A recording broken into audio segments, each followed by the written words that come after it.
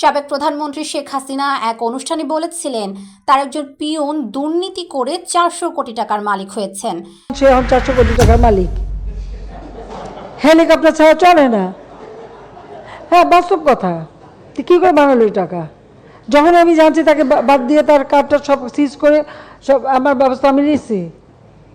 তো এটা তো হয়, বাট এটা তো করে আপনারা এটা এখন ধরার পরে না এগুলি চোখে আসে, তাছাড়া তো হয় না।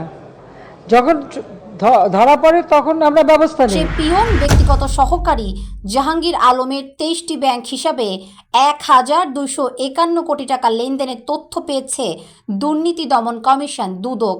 এছাড়া তার বিরুদ্ধে বিদেশে বিপুল পরিমাণ অর্থ পাচারের তথ্য পর্যায়ে খতিয়ে দেখা হবে বলে জানিয়েছে সংস্থাটি। এদিকে সাবেক প্রধানমন্ত্রী শেখ হাসিনার ব্যক্তিগত সহকারী জাহাঙ্গীর আলম ও তার স্ত্রীর বিরুদ্ধে 25,09,59,524 টাকার অবৈধ সম্পদ অর্জনের অভিযোগে মামলা করেছে দুদক। এই তথ্য জানান দুদকের মহাপরিচালক প্রতিরোধ মোহাম্মদ আক্তার হোসেন। এজাহারে বলা হয়, সাবেক প্রধানমন্ত্রী শেখ হাসিনা এক অনুষ্ঠানে বলেছিলেন তার একজন পিয়ন দুর্নীতি করে 400 কোটি টাকার মালিক হয়েছেন। তার সেই পিয়ন জাহাঙ্গীর আলম 2020-21 সালে সাবেক প্রধানমন্ত্রী শেখ হাসিনার ব্যক্তিগত সহকারী হিসেবে দায়িত্ব পালন করেন।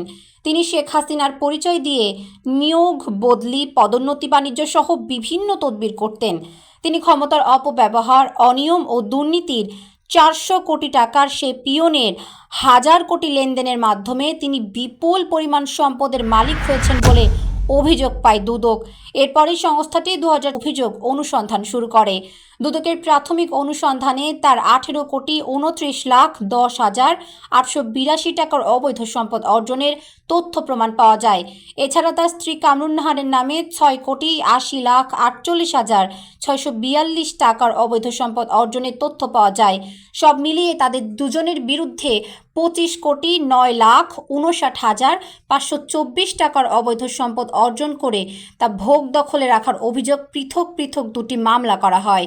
দুদকের অনুসন্ধানকালে জাহাঙ্গীর আলমের নামে 8টি ব্যাংকের 23টি হিসাবে 626,65,18,160 টাকা জমা এবং 624,60,15,671 টাকা উত্তোলন সহ মোট 1,251,25,33,778 টাকা লেনদেনের তথ্য পাওয়া গেছে। এছাড়া তার বিরুদ্ধে বিদেশে অর্থ পাচারের তথ্য রয়েছে। মামলার তদন্তকালে এসব তথ্য খতিয়ে দেখা হবে।